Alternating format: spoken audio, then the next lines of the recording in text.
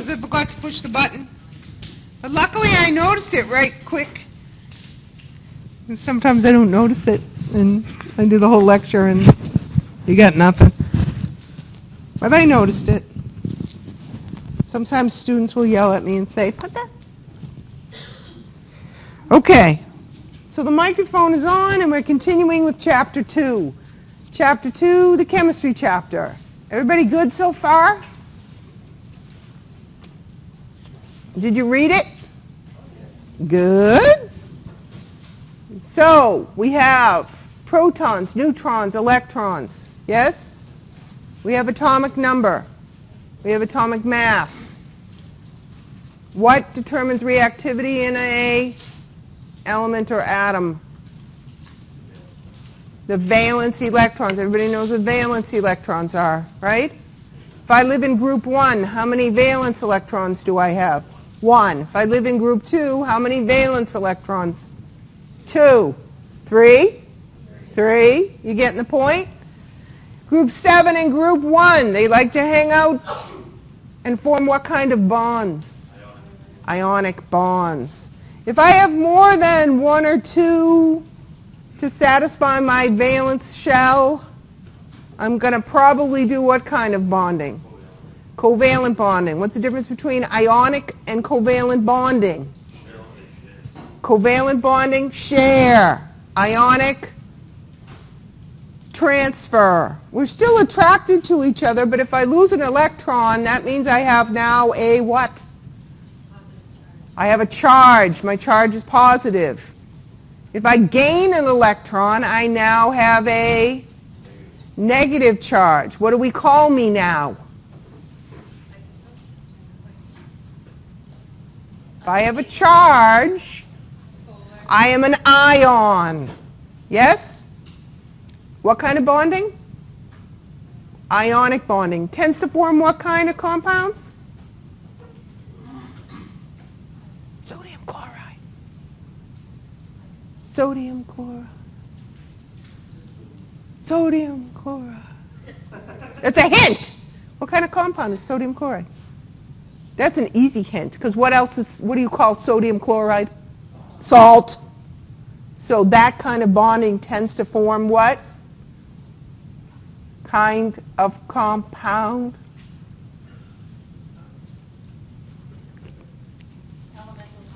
Salts! Yes? Salts! See, sometimes the answer is very easy, and we make it so complex in our brain. They tend to form salts, yes? Like our friend sodium and sodium chloride. Yes? We all good with that? If I'm a positive ion, what do we call me? And this is where I'm hoping you did some reading and retention. Nope. You're just going to keep saying isotope until the answer is right. I'll just keep saying it. And then eventually it's going to be right. Cation. What if I'm a negative ion? What do we call me? Anion. Yes? The movement of charged particles across membranes. Electricity. Yes? And that's going to be very important when we talk about the nervous system and nerve impulses and muscle contractions and nerve impulses that cause muscles to contract and all of that good stuff. So we're good right now, right? Let's talk about patterns of chemical reactions. I don't have an overhead for this, but if you look on page 36 and 37, you'll see different patterns of chemical reactions. And we talked a little bit about those when we left class last. Different types of reactions, we'll see synthesis reactions. What's that mean? Taking smaller parts and doing what? Combining them together. Synthesis or combination reactions usually have some letters associated with them. And the letters just basically represent any possible elements that might come together in the chemical reaction. So if we look at, my thing's going to be? Going to be nasty with me today. This reaction, we see something like this. Goes to what? No, I'm not pointing to the chain. I'm drawing out the reaction with letters. A, B. Yes? So A plus B equals AB. So sodium plus chlorine equals sodium chloride. Yes? Is that a synthesis reaction? Is that a combination reaction? Yeah, they mean the same thing. Okay? Synthesis reactions are basically building reactions. And another term we'll see associated with these type of reactions is anabolism or anabolic. These reactions usually use up more energy than they give off.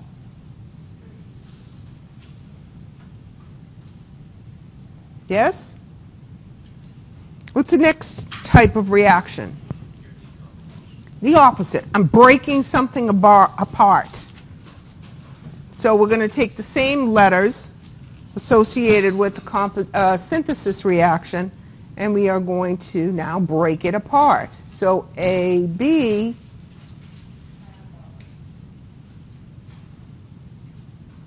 and when we break something apart, think of a catastrophe coming through the town, breaking apart all the buildings. Right? These reactions are catabolic. And what do they tend to give off? More energy than they use. So in anabolism, synthesis reactions, putting things together takes up more energy than it gives off. Decomposition reactions, breaking things apart, catabolism, tends to give off more energy than it takes. Yes? And then we have the exchange reaction. And I'm not going to write it down, but you can see it on page 36. AB plus C goes to AC plus B.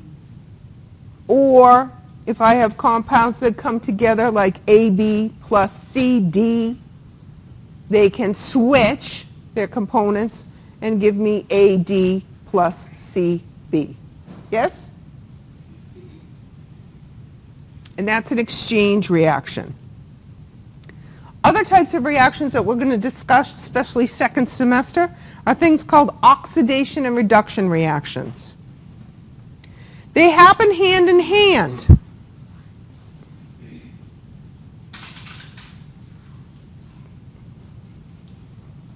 We call them redox reactions. Is that what happens when things like rust? Something like that? Yep. So, when something is oxidized, anybody know what that means? It's donating electrons to something that is reduced. And what's the reduced thing doing? Gaining electrons. I know that doesn't sound quite right. It's sort of the opposite of what we think it should be. When I think something is reduced, I think it gets smaller. But no, in a reduction reaction, you're actually gaining electrons. So in oxidation reactions, you lose electrons.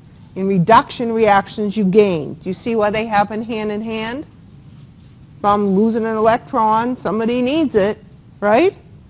So when we talk about cellular respiration in the electron transport chain, we're going to talk about a large series of redox reactions, oxidation reduction reactions, that help to produce tons and tons and tons of energy molecules called ATP.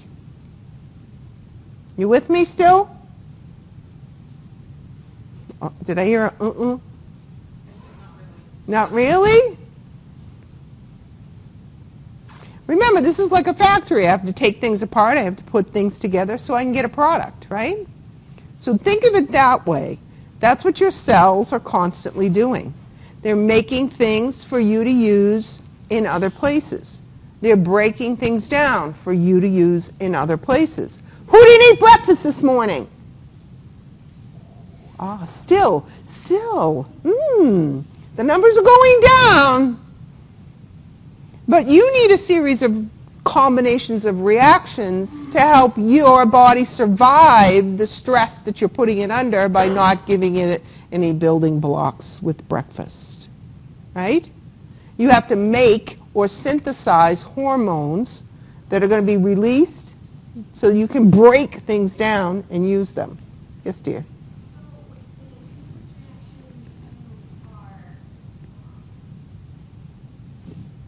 using more energy to give off, and opposite, what's the energy level that you exchange? Do you make more energy when you have Depends on the reaction. Okay? So it's not a set formula. It depends on who's coming together, who's exchanging. Okay? So sometimes it uses more energy, sometimes it gives off. You don't know. Depends on the players. Okay? I'll give you an example. To make adenosine triphosphate, which is an energy molecule, it needs energy to happen. But the energy molecule gives off energy.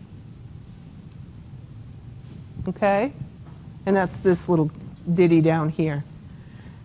Adenosine triphosphate is ATP, but it's made typically from adenosine diphosphate and phosphate when they come together. Okay? Hopefully that answered the question. Not all reactions have arrows that just go one way. Sometimes they can float back and forth between reactions.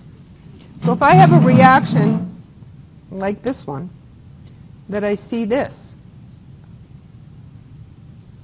or this one, that I see this, what's that mean? It goes either way. It's a reversible chemical reaction. And it's going to keep going back and forth between reactants and products until it reaches something called what? Equilibrium. Does that mean it just completely stops? It doesn't stop. It's just going to keep going back and forth. It's just going to keep going back and forth at the same what? At the same rate. So eventually, once everybody equalizes themselves in a reversible reaction, we're still going to keep going back and forth, but it's going to happen at a more even rate. So now we seem to have more of an equal number of reactants and products in our mix. Does that make sense? So when hydrogen and oxygen come together to make water, is that an end-all be-all done with that reaction? Because water can do what? Break apart and become hydrogen and oxygen again in an equilibrium state. So when I put water in a beaker, if I had my molecule magnifying glass on, what I would see in that beaker is not only H2O, but I would also see a bunch of H's and OH's floating around. And that's an equilibrium state. And it's going to keep going back and forth. So, exchange reaction.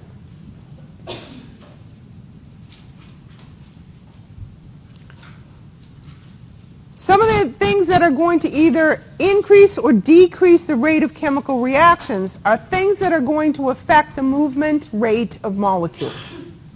All molecules are in motion. You believe me? Who moves the fastest? What state of matter? Gas. Who's next in line? Liquid.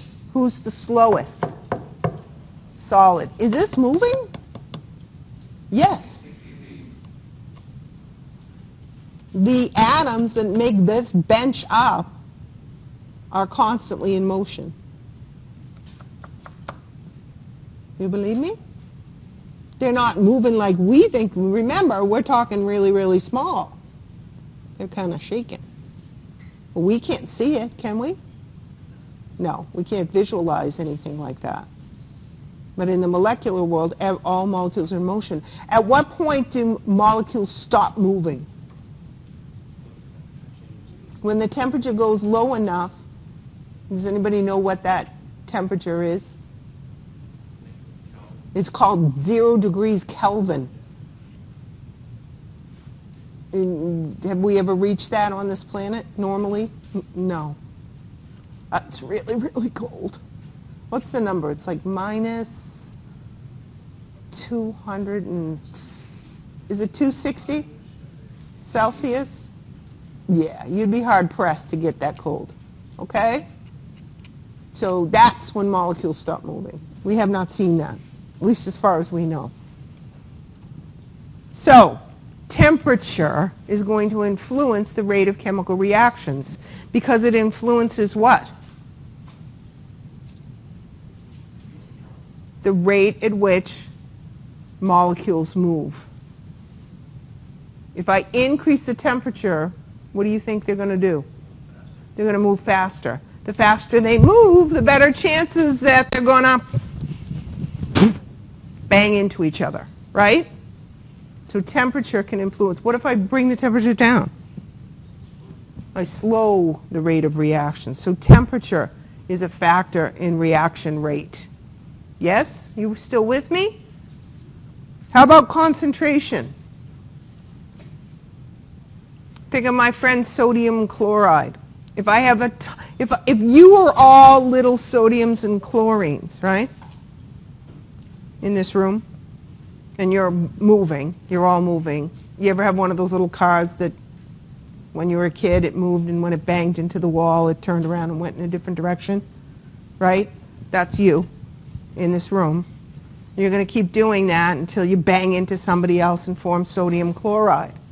If I have a lot of you in this room, what are the chances I'm going to form sodium chloride? Better than if I have one of each of you on opposite ends of this room. You're still attracted to each other, but what are the chances you're going to bang into each other? It's going to take you a very long time, right? So concentration plays a role in the rate of chemical reactions. Particle size is going to affect reaction rate because it's going to affect how fast a molecule moves. If I'm a really, really big molecule, am I going to move really zippy? So do you see how that can affect reaction rate? So the larger the particle, the slower it moves. The slower it moves, the lower the chances it's going to bang into somebody else. The smaller, the faster. You get the point. And then because of the fact that the only way I'm going to react with somebody is if I bang into them, the other thing that we're going to talk about quite a bit in this class is something called a catalyst. It's a molecule that's going to help bring things together. It's sort of like the chemistry matchmaker.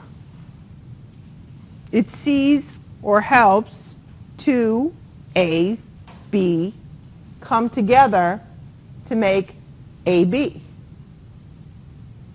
Or it sees AB and helps it break apart. The term we're going to see quite a bit when we talk about catalysts is the word enzymes. Enzymes are proteins that are going to assist our bodies with the multitude of chemical reactions that we're going to see in metabolism. Without enzymes, we wouldn't be able to be the complex organisms that we are, because the chemistry would just take way too long to happen. So enzymes or catalysts are going to be our friends when we talk about chemistry in the human body. Enzymes are very specific.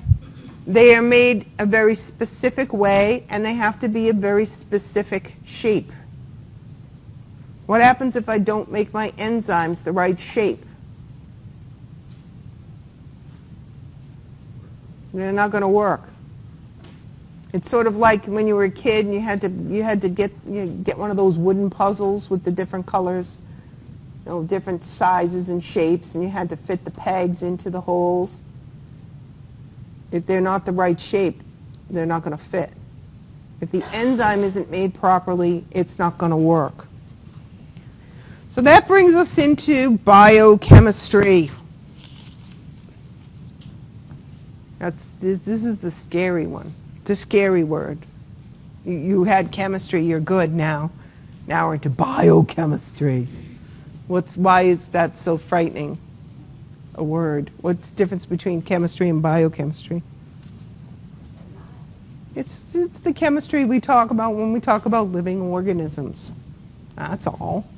That wasn't a big deal, was it? And what are the different types of biological system chemistry you can study? I threw these terms out at you last class. Organic and inorganic. What was the difference? Carbon, exactly.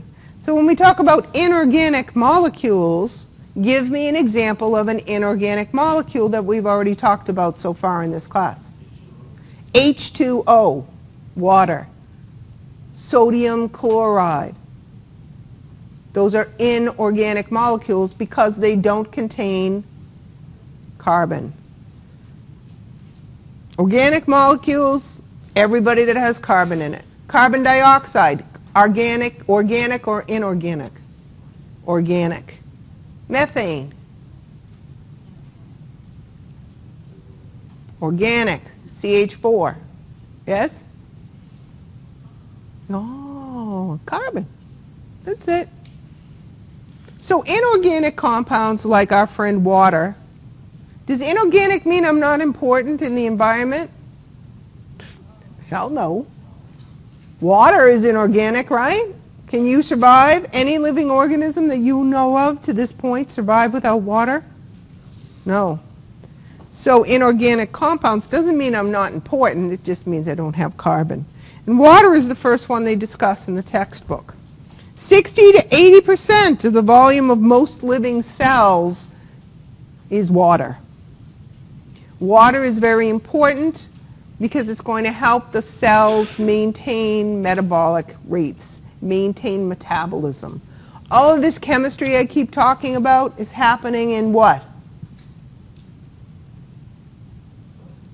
In water, right? Everybody's moving around in a big pool of water. One of the things that water is important for is the fact that it has a high heat capacity. And what the heck does that mean?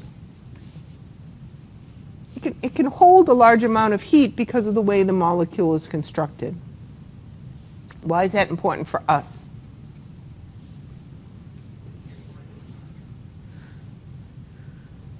We are what kind of organisms?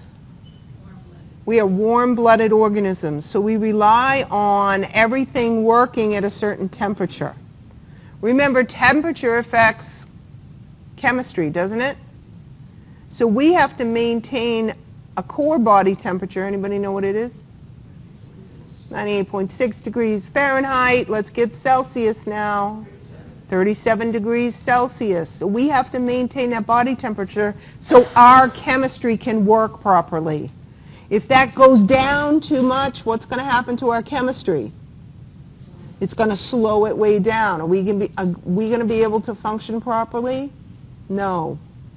If it goes up too high, it's going to start messing with the shapes of some of our molecules, including proteins. Remember I told you about proteins? They had to be a certain shape. Well, guess what happens when I apply too much heat to proteins? Yeah, they do something called denature. You probably denatured some proteins this morning. Those of you who ate breakfast, anybody have any eggs? Any eggs in the group? No eggs this morning? Everybody knows what an egg looks like when it's cooked, hopefully. You know that white goopy stuff that comes out of the egg and you crack it? That's albumin, that's a protein. And you, boom, throw it in the pan. What happens to it? It solidifies, it changes. Try to get it back.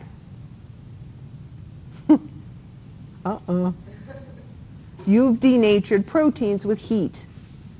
Do you see what I mean? Not the same shape, not going to do that job anymore.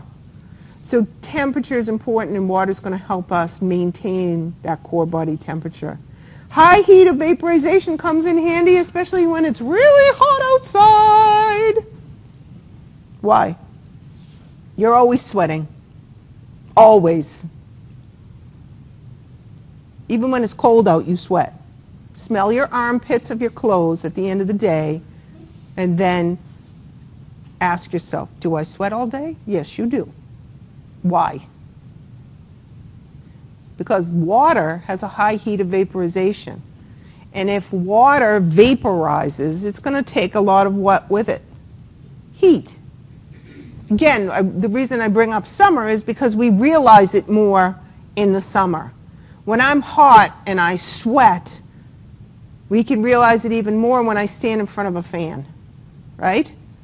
Oh, don't you feel cool like almost immediately? Why? Water is vaporizing at a more rapid rate because you're blowing air on it, speeding up the whole molecular process. And water is evaporating at a faster rate, so you can actually feel the cooling effect. So water is important to help maintain temperature by helping to get rid of excess heat. Water is what we call a polar solvent.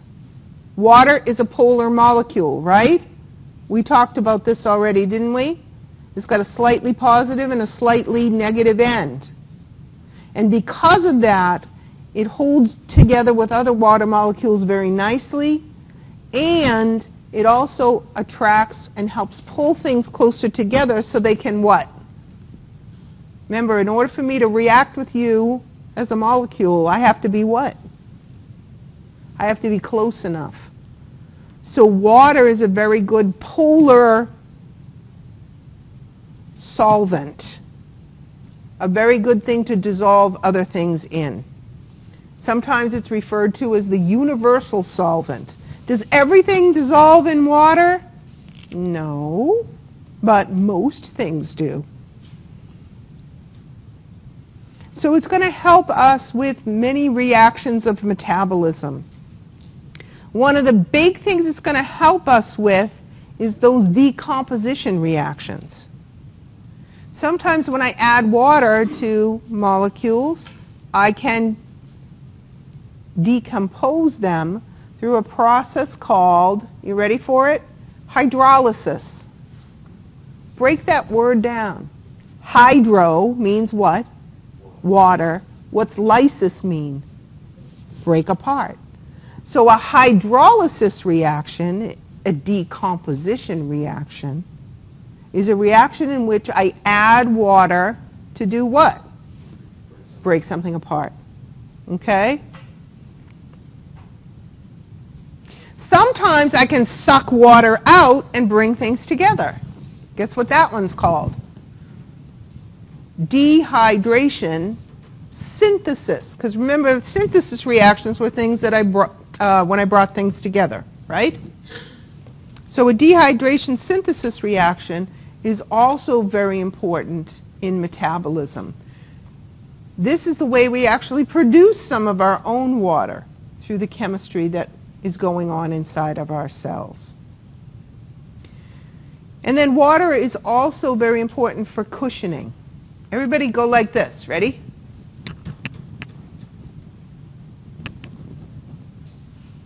I got most of you to do it. Now you all have brain damage. Right? No. How come?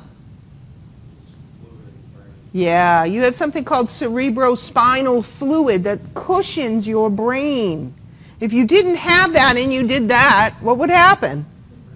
Yeah, you'd get brain damage, exactly. And sometimes, and it's football season, so I can bring this up, what happens when somebody does that really, really hard? And the cushion, yeah, that's called a concussion. Correct. So sometimes if I whack my head really, really hard, that cushion might not help me as much as it should, and I can get something called a concussion. Is that brain damage? Yes. And if you do that way too much, can that affect your central nervous system? Yes. So, it acts as a cushion. The next thing they talk about is salts. So our friend sodium chloride comes into the picture again. And when sodium and chlorine get added to water, what do we have floating around in that water? Sodium ions and chlorine ions. And this is the way they like to hang out in water. Water sort of bathes each of them and moves them around quite nicely. So this is a salt solution. But the movement of those now charged particles after they react to form sodium chloride is very important for movement of energy through the body. It's also going to help with movement of solutions from one place to another. And it's basically going to help with metabolism in general. These charged particles are called electrolytes.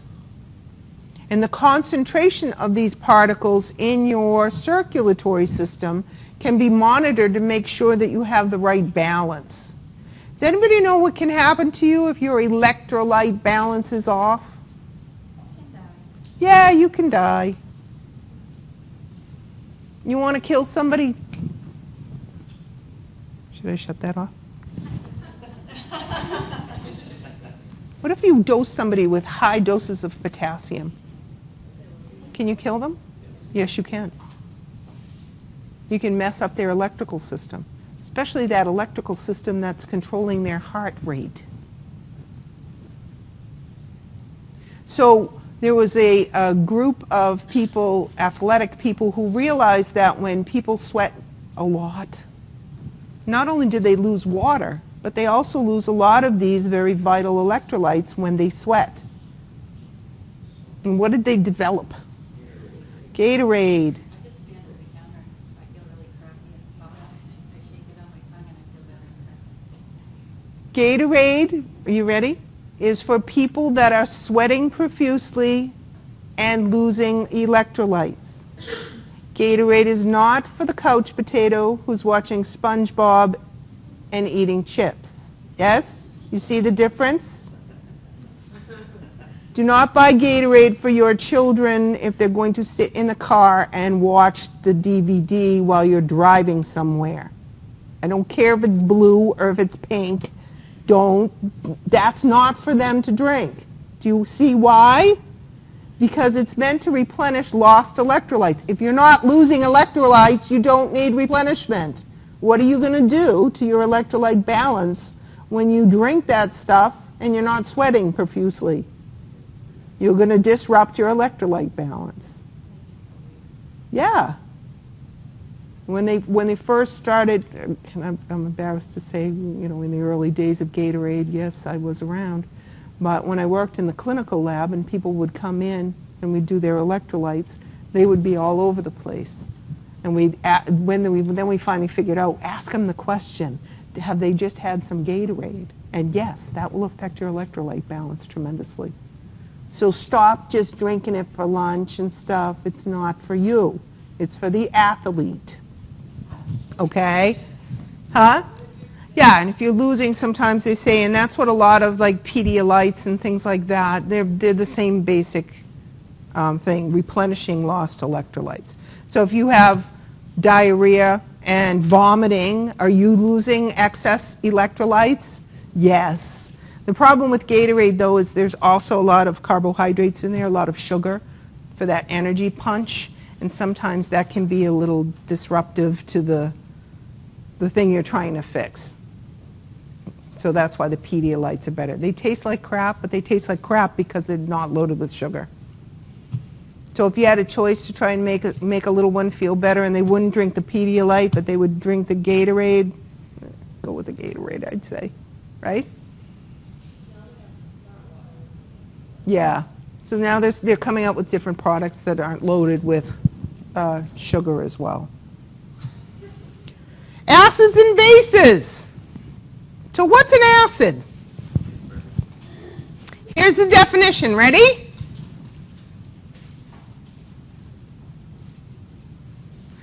acid is based on the concentration of hydrogen ions in solution.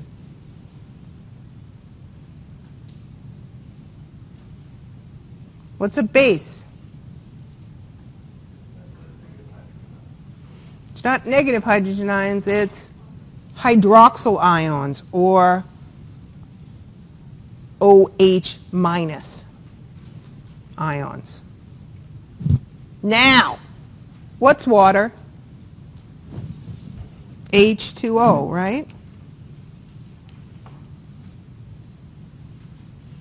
Remember, I said if I have a beaker of water and I looked inside the beaker with my magic glasses, it's not just H2O in there. It's also what? And we're going to do this. I'm going to make an arrow that goes both ways.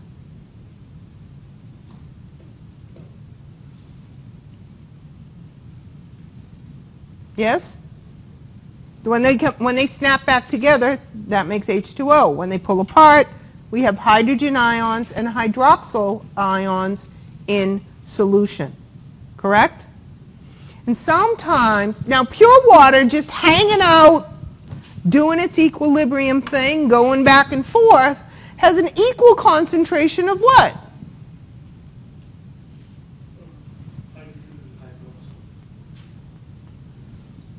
Right? What do we call that? Neutral. If you test the pH of water, it's going to be neutral. And that pH is going to be 7. The 7 comes from what?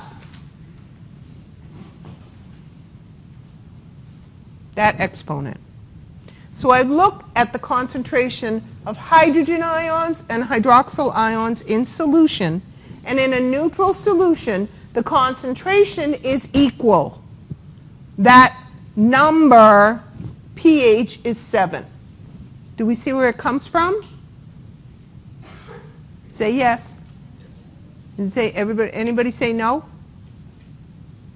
Okay, good. Everybody's yes. So sometimes in solutions we can have higher concentrations of what?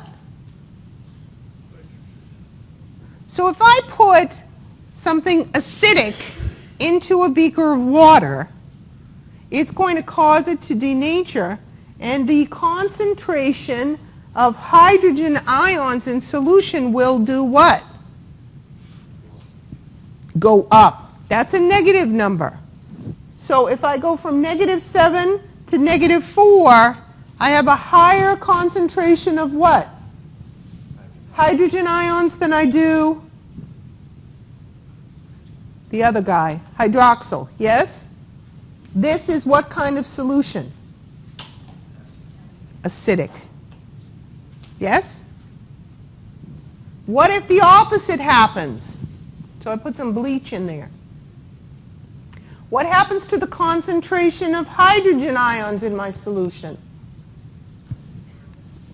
It goes down. What happens to the hydroxyl concentration in that solution? What do we call this? A base.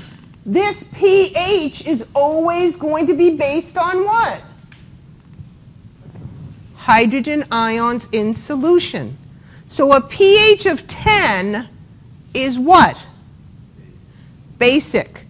Describe it with respect to the hydrogen ions and hydroxyl ions. A basic solution has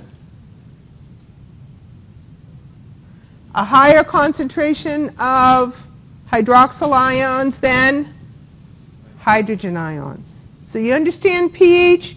We get kind of confused with the pH, but that number comes from that concentration exponent. So a pH of 7 is neutral, equal, 7 and 7. A pH lower than 7 is what kind of solution? Acidic, which means what? A higher concentration of who? Hydrogen ions in solution than hydroxyl ions. And if I go higher in pH, 8, 9, 10, that solution is basic. It's got a higher concentration of hydroxyl, then hydrogen.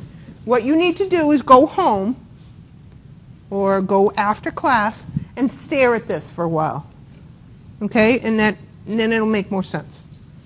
So a low pH means I have an acidic solution, means I have a high concentration of hydrogen ions in solution.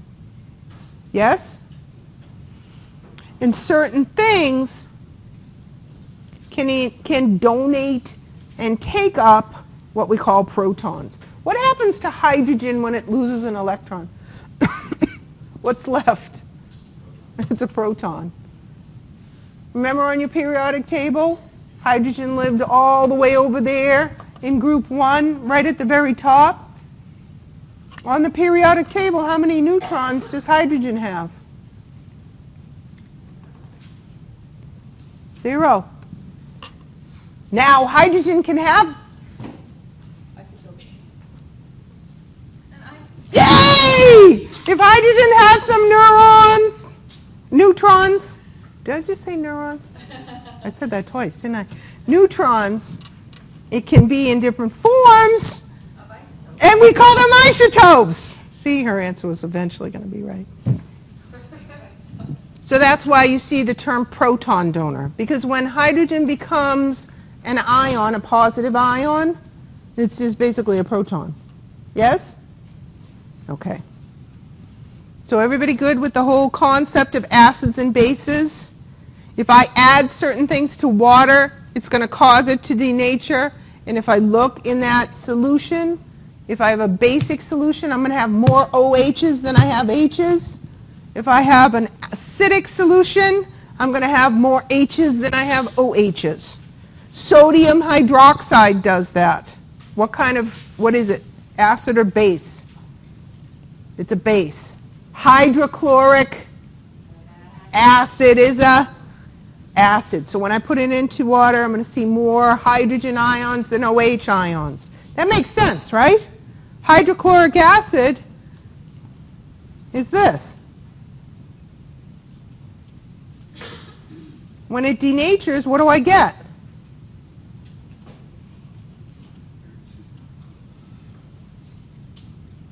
Of course there's going to be more H's floating around in the beaker, right?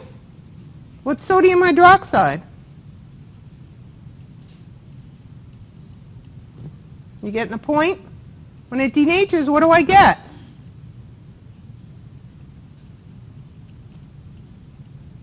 Of course there's going to be more H's floating around in there, right? We good?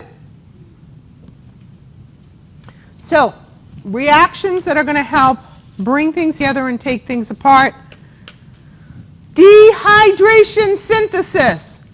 If I have two compounds, part of them can be ripped off to make water to link them together. When we talk about the different organic molecules, like carbohydrates, for example, each of the building blocks of our carbohydrates are called a monomer. And how do you think I link them together? What kind of reaction? It's a covalent bond. What kind of reaction? Dehydration synthesis reaction. See, you guys are all just wicked good chemists all of a sudden, right? If I want to break things apart, those of you who didn't eat breakfast, you're undergoing this right now. Because you're taking those complex carbohydrates you made, glycogen, and you need to break them apart so you can get glucose. And how do you do that? Hydrolysis reactions. I add water to break things apart. Yes? So now we get to the scary. See, this was the easy chemistry, right? Now we add some scary things into it, but it's the same thing. There's just more stuff there. So glucose and fructose, I bet you some of you have already had some of this lovely little disaccharide already this morning. Glucose and fructose come together to form a disaccharide. A disaccharide is made up of two monomers of carbohydrates. glucose and fructose. Where do I get fructose from? Fruit or plants. Did any of you have any of this already this morning? Sucrose? What is it? Yeah, you didn't eat breakfast. Did you have a cup of coffee? Ah, there's some fructose in there though. What's sucrose? Table sugar. Where do you get sugar from besides Hannaford? Plants. So to make sucrose, table sugar, chemistry has to happen within that plant, yes? Glucose and fructose have to come together through what type of reaction? Dehydration synthesis. Come together, synthesize. When I put it in my coffee, what happens? Hydrolysis, yes? Yeah. I add water to break it apart. See, it's a reversible reaction, right?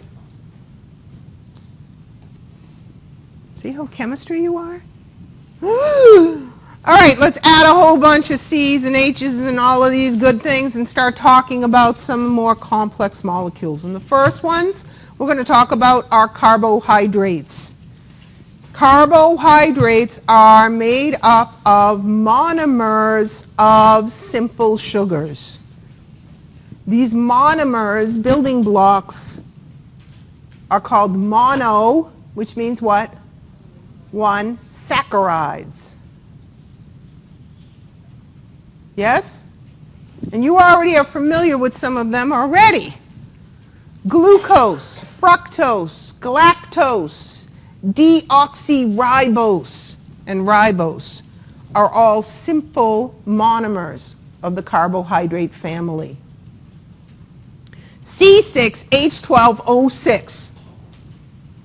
Sometimes we have a 5-carbon sugar in ribose, but that's basically the chemical formula. It's the same pretty much for most of them. They're all different though, right? But they're all C6H12O6, so they must be the same, right? Why are they different? Yeah, their arrangement is different. And my arrangement is different. I'm going to react differently in the chemical world. If my OHs and H's are on the different ends, they're going to react differently in a dehydration synthesis reaction, right? So these are the simple sugars. When I link them together through what kind of reaction? Dehydration synthesis reactions, I can form very common disaccharides. What's a disaccharide? Two simple sugars that come together. So sucrose is different from fructose. It's more complex, it's a larger molecule, it's going to taste different on your tongue because it's a different chemical and it's going to fire off different receptors. Believe it or not, your sense of taste is a chemical reaction, right? Say yes. Good. Sucrose. So it's a fructose and a glucose that come together to make that disaccharide. Anybody ever eat malted milk balls? Boy, I love those things. They're different though, aren't they? They're not sweet like sucrose. They're kind of a dull sweet, right? Milk duds? You'd rather have the milk duds? Yeah, but they get caught in your teeth. You know, it's bad. So that particular disaccharide, again, is different. It's two glucoses. And then lactose. What's lactose? Milk sugar. So in your cream, there was some sugar, but it was lactose, which is two simple sugars that come together to form a disaccharide, and those simple sugars are galactose and glucose. Some people have a hard time breaking that down. Remember, in order for me to break it down, I need help. What do I need help from? A catalyst. A catalyst or enzyme called what? Anybody know? The enzyme that breaks down lactose is called? Lactase. ACE at the end. Enzyme. Yes? Now remember, this shape is going to be different. And I have to sort of wrap myself around this molecule to break it down. What if I don't make my lactose the right shape? Or lactase, excuse me. I can't break it down. It's a big molecule. It's going to cause some problems. I need simple sugars for the cellular level. The disaccharides are a little too big. So what's going to happen? They're going to move their way through my digestive system and might cause some problems. The bacteria love it when they make it down there. You have bacteria in your gut. Did you know that? So they're going to go crazy. Woo! Party time. And when bacteria eat a lot, what do? They fart a lot. Yeah, and produce a lot of gas. Anybody lactose intolerant? What's some of the problems that you experience? Gas, bloating, diarrhea. Yeah? You see where it comes from now? Because your enzymes aren't the right shape, or you might not make enough of them. Those are two of the big problems you might have. So you're not breaking that down, so when you eat products with lactose in it, that's what happens. Yes? Okay. So what's a polysaccharide? Many. One of the common polysaccharides that you build. So when you bring these things into your body, there's a couple of things that can happen. One, I can use them right away. So those of you who didn't eat breakfast, and you go eat breakfast, if you eat some carbohydrates, you're going to use a portion of those right away, because you need them to keep your blood glucose levels up. I need glucose for what? To make energy within the cells. So some of that's going to be delivered right away through the circulatory system to your cells who are saying, hey, I need glucose, I have to make energy. Now, say you get a little crazy and wait too long and you decide to eat breakfast and you have, a triple stack of pancakes with maple syrup and you get a little crazy on the carbohydrate end. Well, you're going to use some of them, but what are you going to do with the rest of them? You're going to put some away for a rainy day in quick storage by making a very large, complex molecule called glycogen that you're going to store in your liver, in your muscles. So I can use that when glucose starts to go down again. What if you have even more than that? You're going to take it and turn it to fat. Yes? So we're really good. We don't waste. We recycle, we store for a rainy day. So that's the carbohydrate family. Carbohydrates in the humans are typically used for energy. We also use them as cellular markers. When we start looking at the cell, we'll see them there too. So we use them for other things, but their main function is an energy source. That is carbohydrates. Carbohydrates are made of what?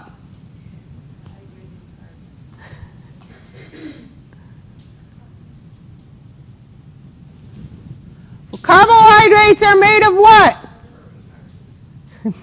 Simple sugars, yes? What are the simple sugar building blocks of a carbohydrate called? Monomers. Yes? Monosaccharides. If I link two together, they're called disaccharides. A whole bunch together, polysaccharides. That's the carbohydrate. Who are these guys? These are not carbohydrates. They are different chemically. They are fats or lipids. Lipids are made of what?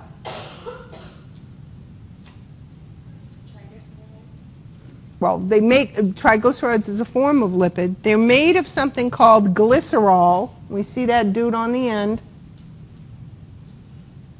And fatty acids. The storage form that we typically have in our body. And what are fats for? Yeah, they're a storage form of energy, but they're also, just like water has a whole bunch of functions, lipids have a whole bunch of functions too. They help us protect us in certain areas. You can see fat around different things like your heart, for example. Around the heart, that's actually a cushion. When we dissect the sheep heart next semester, you're going to say, wow, look at all that fat. That's protection. It also provides energy for the constantly, hopefully, beating heart muscle that you have.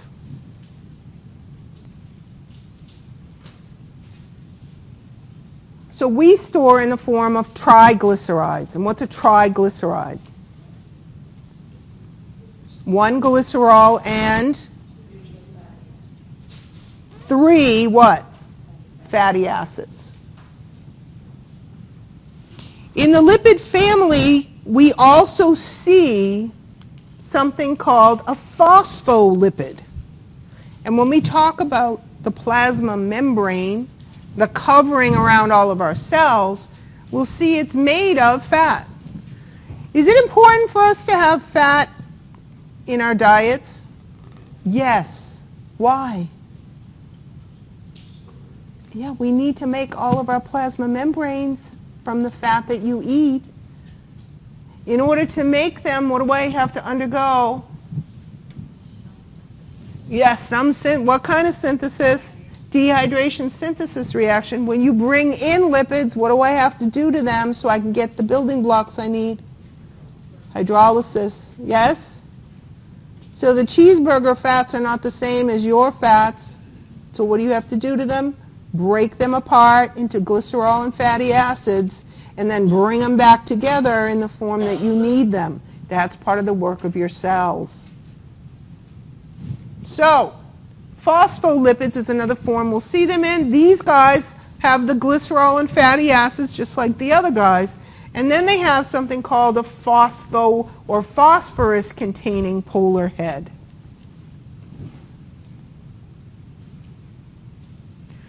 If we start bringing the lipid family into its larger groups, we see things called steroids, very large molecules. And that's when I stop seeing straight lines and I start seeing what? These shapes, aren't they pretty?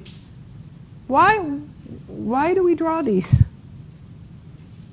If I was to draw this out, it would go way, way over on either side. Chances are I'd probably forget a carbon somewhere, and I wouldn't be right. So if I draw these shapes instead, at each point, there's a carbon. Because these organic molecules contain tons and tons of what?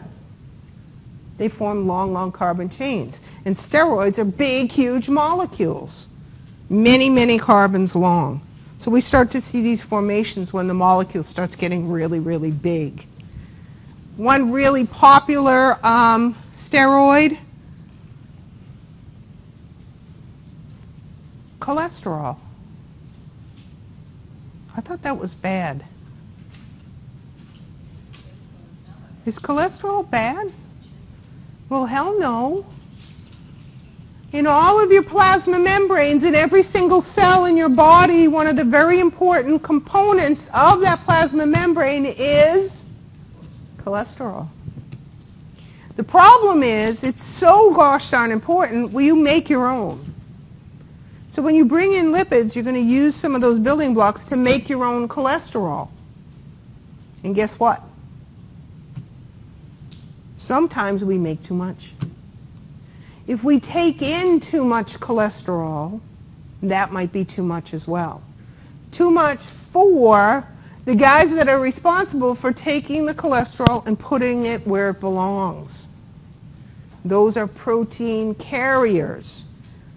Lipids are hydrophobic. What's that mean? They're afraid of the water. Anybody ever try to make homemade salad dressing? Oil and vinegar. What happens to the oil? Goes to the top, right? Because it doesn't dissolve in water.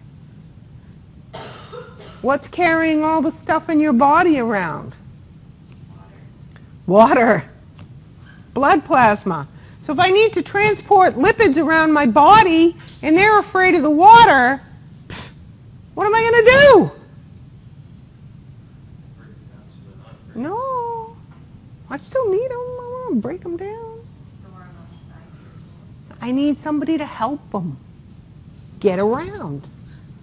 And that's a protein. Proteins are water soluble, and I can link them to those, and then they can be transported around by those proteins. Anybody ever hear of the good cholesterol and the bad cholesterol?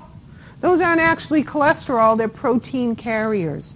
HDL, high density lipoprotein. High density lipoprotein. LDL. You know what it stands for? Low density lipoprotein. There's another one, VLDL. What do you think that one stands for? Very low density lipoproteins. These guys are precursors to the high density. High density is stronger, can carry these guys around. If I don't have enough high density lipoproteins, what's going to happen to these guys? They're afraid of the water. Oh no, I'll hide in this artery. Up against the wall. And a whole bunch of me will join and build up and cause problems with circulation. Plaque formation is because of these guys building up on the sides of walls of blood vessels. So, lipids, glycerol, fatty acid, phospholipids, glycerol, fatty acid, and phosphate group. Cholesterol falls into the steroid group, big, huge molecules. And eicosanoids are also in that same group as well. You can see some different hormones fall into this category, very large lipid molecules. So we have carbohydrates. Carbohydrates are made of what? Simple sugars, monomers. We have lipids. They're made of what? Glycerol and fatty acids. That's the second group of organic molecules we need to understand. This is the third group. Who's this?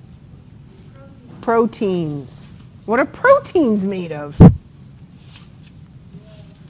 Amino acids. Amino acids link together through dehydration synthesis in a bond called a peptide bond. And proteins are extremely important for structure and function of your body. Remember that enzyme I was talking about? And guess what it is? It's a protein. We have about 20 amino acids that make up our proteins. And all amino acids have the basic same structure. They have what we call an amine group on one side and an acid group on the other. That's why we call them amino acids. And then they have the R group, and that's where the differences come in. So in this particular amino acid, where that R is, in glycine we see a hydrogen. In aspartic acid, we see this. In lysine, we see that. You getting the point? So they have the basic same structure here, and their R group is different. Again, 20 different amino acids make up our proteins. And proteins come together through what kind of reaction? Everybody,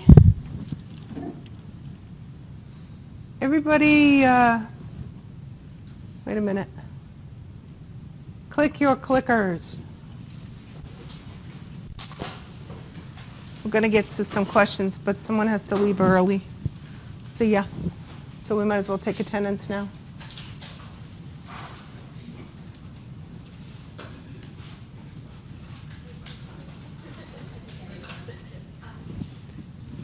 So everybody click your clickers. Who doesn't have a clicker? You get a piece of paper. Sign your name to it. And then get everybody else to sign it too. So we're going to have a piece of paper. Make sure you sign in, otherwise you're not here. You know the drill. So we have to sign the paper and No. If you don't have a clicker today, you must sign the paper. If you do have a clicker today, you're done. No, not done with class. Done with attendance. Is that everybody? 53? Anybody not click? 54. That's everybody? Okay. Let's see what the answer is. No, there's no answer. Let's see what everybody likes A. Oh. we had a question. No, we didn't have a question. Okay, never mind. All right, we'll continue. So proteins are made up of amino acids that are linked together through dehydration synthesis. The bond that is created is called a peptide bond. So two amino acids linked together are called what? Dipeptides. More than two? Polypeptides. Yes? And most all of your proteins are polypeptides. Dipeptides, we don't have very many. Okay? So, the order in which I link those 20 different amino acids are going to determine what kind of protein I make. Specifically, what shape the protein is. And remember, I keep emphasizing the fact that shape is important. Those poor clickers get such a beating. So you see where the peptide comes in? It has to do with the bond. And proteins are used as building blocks. No. Proteins come in many forms. As they start to get bigger, we see them in what we call the primary structure. And each of those little balls is a different amino acid. Once it starts to get too long, if I don't start changing its shape, it's going to fall apart. So I can twist it, or I can, anybody ever make one of those fans when they were hot? You kind of fold the paper like this, and then like that, and then you fan yourself with it. Yes? That's a secondary structure. The alpha helix is the twist, and the beta pleated sheet is our little cooling fan. I can get even bigger than that, believe it or not. And what I'm going to see is something called a tertiary structure. So I can take a combination of twists and folds and squish them up into a ball.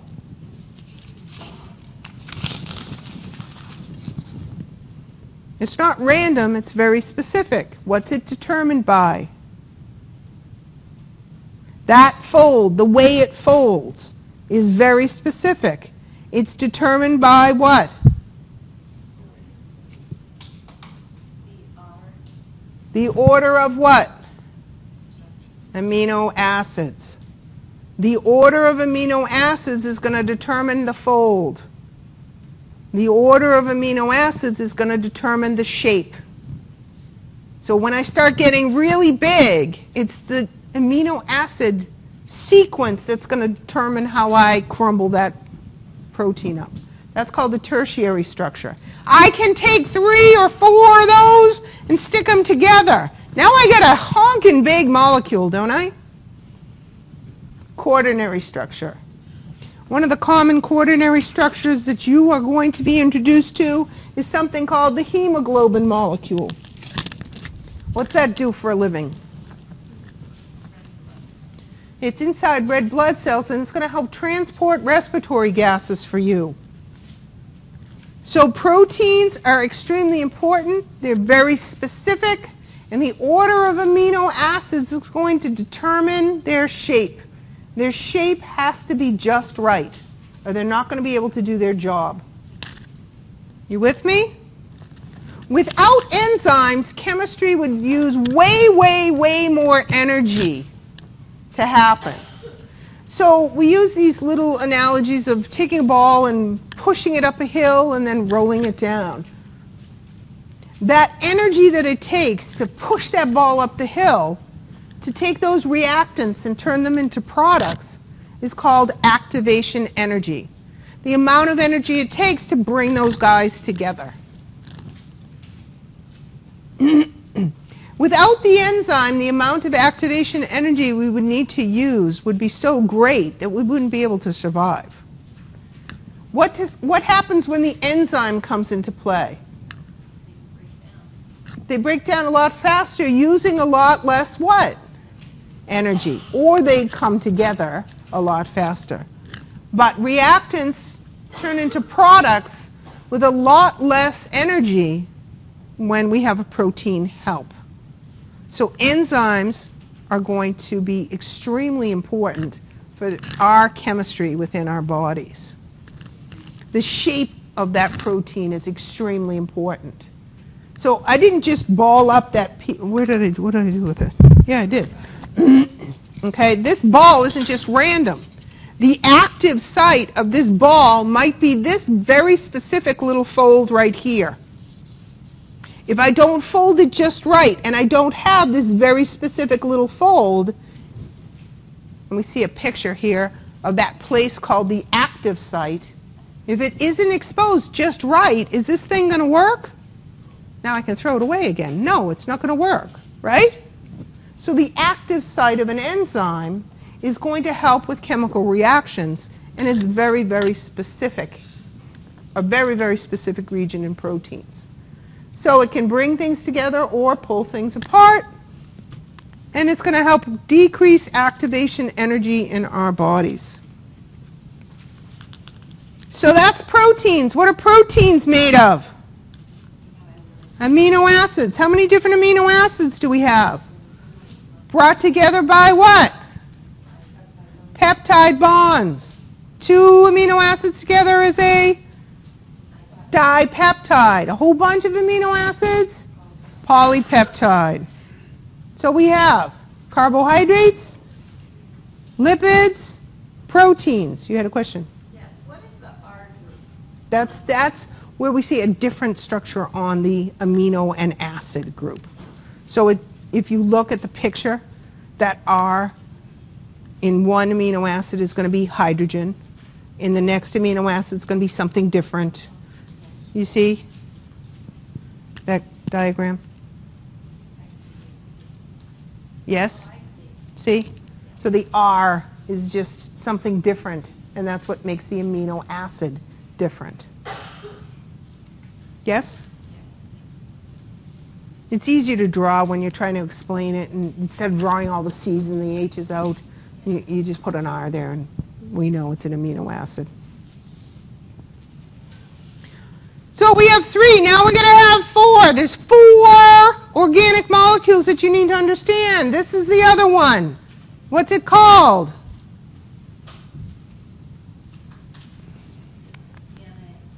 That's DNA, but what is this group of organic molecules called? Nucleic acids. Nucleic acids are made of what? Nucleotides. 3 different things. A nucleotide is made of a phosphate, a sugar, and then something called a nitrogenous base. Why do you think I call it a nitrogenous base? Adenine and thymine are examples. There's what in there? Nitrogen. Now I can, because of the shape of these nitrogenous bases, I can only put them together in a very specific way.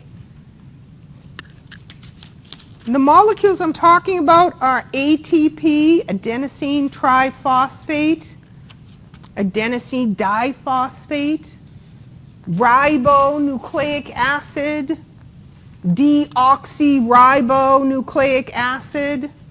All of these fall into the same family. And what makes them different?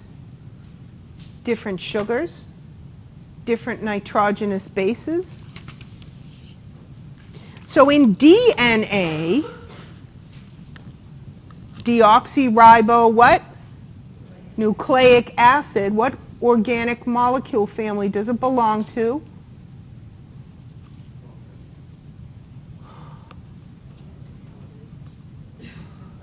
Nucleic acid.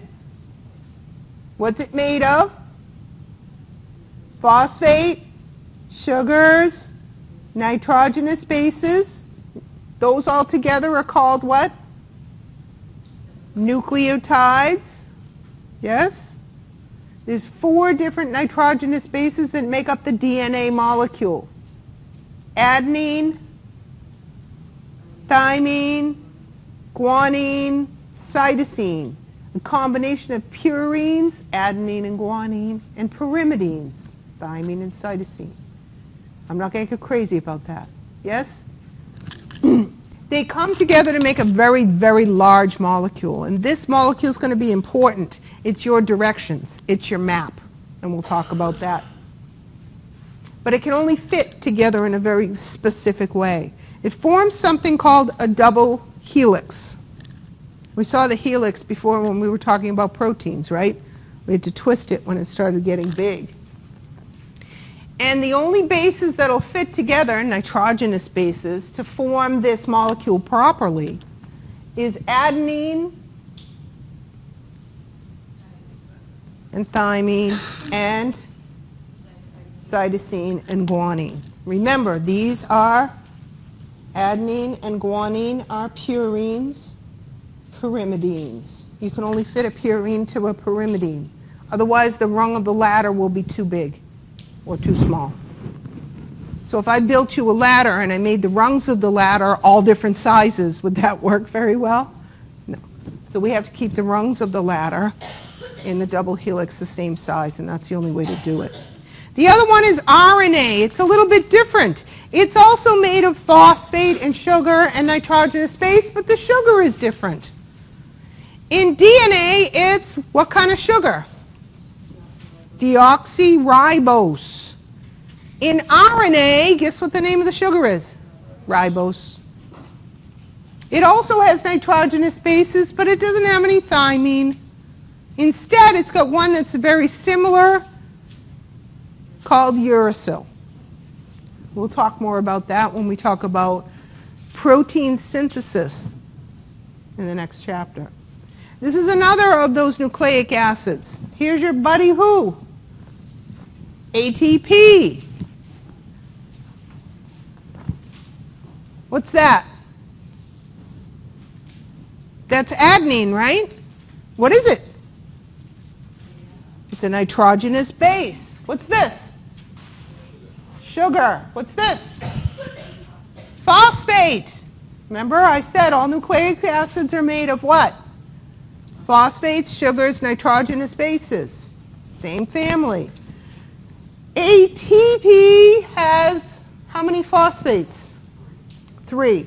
If I break off a phosphate, I have ADP. If I break off another phosphate, I have AMP.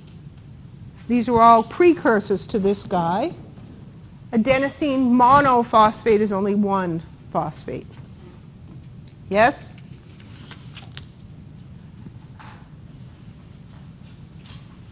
So, chemistry is important for cells.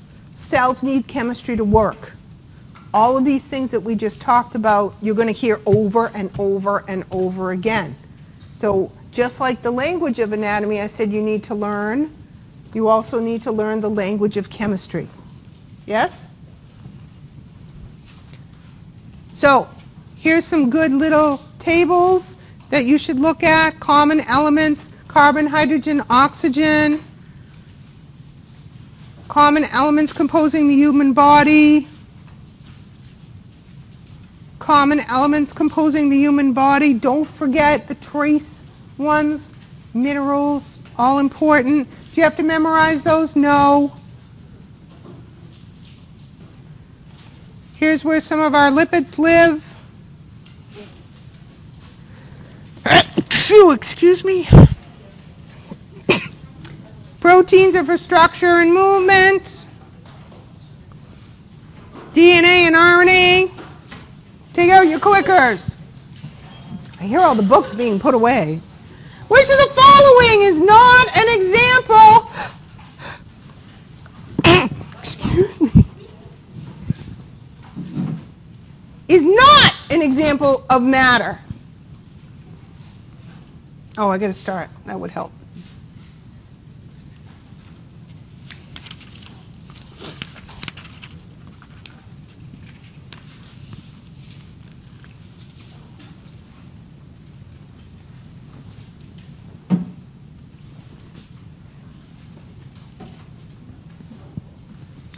Five, 4, 3, 2, 1. What's the answer? The answer is D.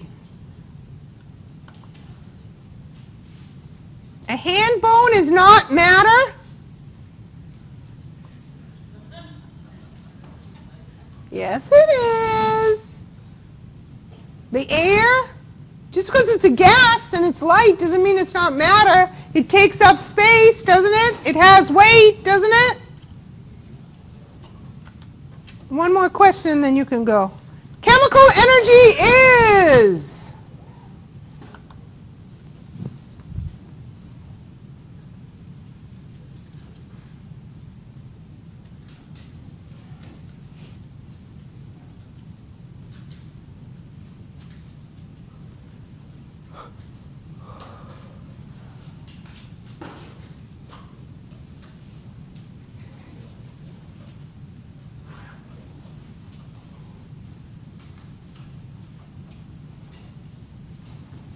Five, 4, 3, 2, 1.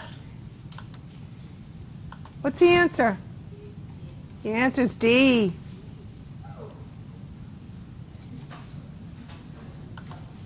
Ooh. All right. We finished chapter 2. We have a quiz on chapter 2 when? Tuesday. We're going to start chapter 3. Adios. Have a good weekend.